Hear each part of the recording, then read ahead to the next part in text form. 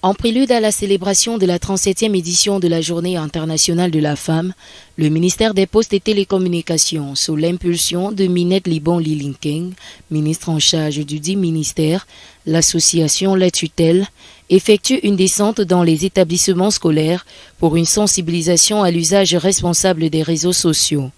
Une tâche qui n'est du tout pas aisée. Nous sommes toujours dans la mouvance des activités préparatoires à la célébration du 8 mars.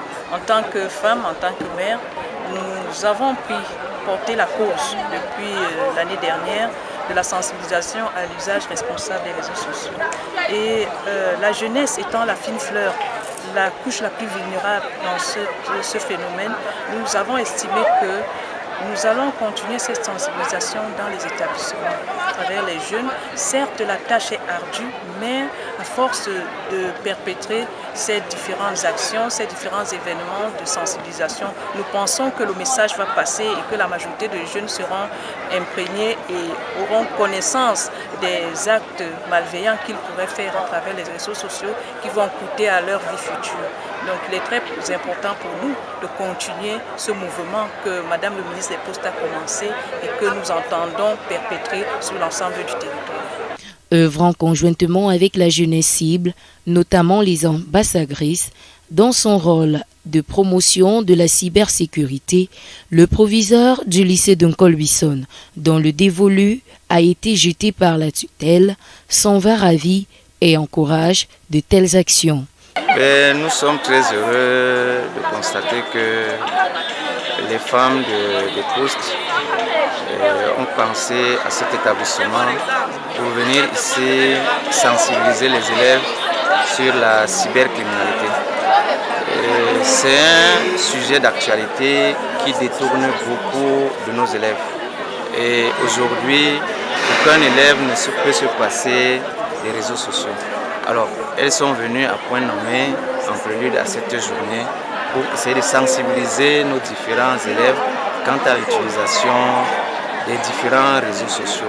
Parce que de plus en plus, nous assistons aux élèves qui sont frustrés, certains même qui sont un peu extrémistes vont jusqu'à la mort. Parce que ne sachant pas qu'une mauvaise utilisation des réseaux sociaux peut entraîner la mort. Donc, elles sont venues leur dire: faites attention, les réseaux sociaux, c'est pas mauvais, mais c'est nous qui les rendons mauvais. Donc, en utilisant les réseaux sociaux, il faut tenir compte des perspectives d'avenir de l'enfant. Et beaucoup plus les jeunes filles, parce qu'elles sont les plus exposées. Le défi lancé pour la lutte contre la cybercriminalité à travers la cybersécurité semble porter de bons fruits. La sensibilisation va continuer. Comme vous voyez, nous avons ici les ambassadrices qui vont continuer le travail parce qu'elles sont à pied d'œuvre depuis un certain temps. Et nous allons aussi les renforcer les capacités pour que davantage elles sensibilisent dans les salles de classe et même dans la cour pour que nous n'ayons pas ce genre de phénomène que nous assistons ailleurs. Parce que le lycée technique Binane Colbison forme l'élève dans son entièreté. Donc nous ne voulons pas seulement former des élèves qui auront des examens, des élèves intelligents, mais nous voulons également des élèves responsables pour que le Cameroun soit un Cameroun avec des élèves et des citoyens responsables. Un combat qui ne s'arrêtera pas en si bon chemin.